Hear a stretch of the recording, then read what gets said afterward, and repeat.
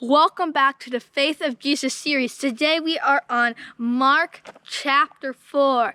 We are on the 4th episode. But before we get to that, I'd like to ask you a quick question. How did the challenge go from last time?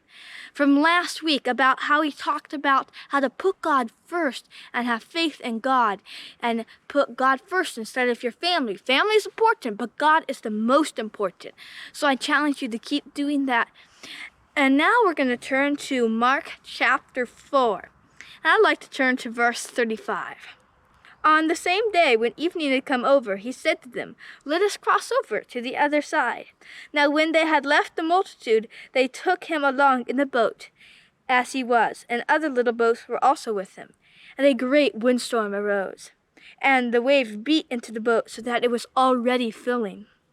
And he was in the stern, asleep on a pillow.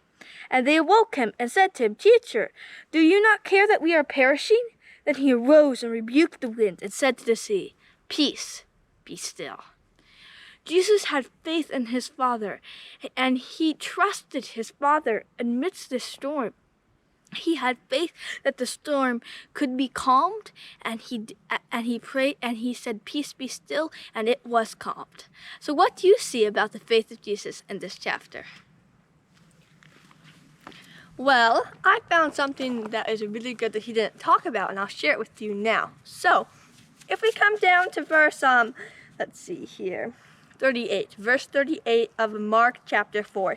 If you come down to verse 38, it says, "But he was in the stern, asleep on a pillow, and they awoke him and said to him, 'Teacher, do you not care that we are perishing?'" Jesus was asleep in a storm? Yes, he was asleep in a storm. How was he asleep in a storm? Because he had faith and trusted and rested in his Father, perfect peace. He had faith amidst the storm. Yes, he had faith amidst the storm. And how did he do that? He trusted his Father. He had faith in his Father, that his Father would work all things out for good, and that everything would turn out to be okay because he had faith in him. So I challenge you over the next week to have faith in your Father amidst the storm of this life's difficulties and sorrows. So I challenge you to do that and have faith in your Father amidst these life storms.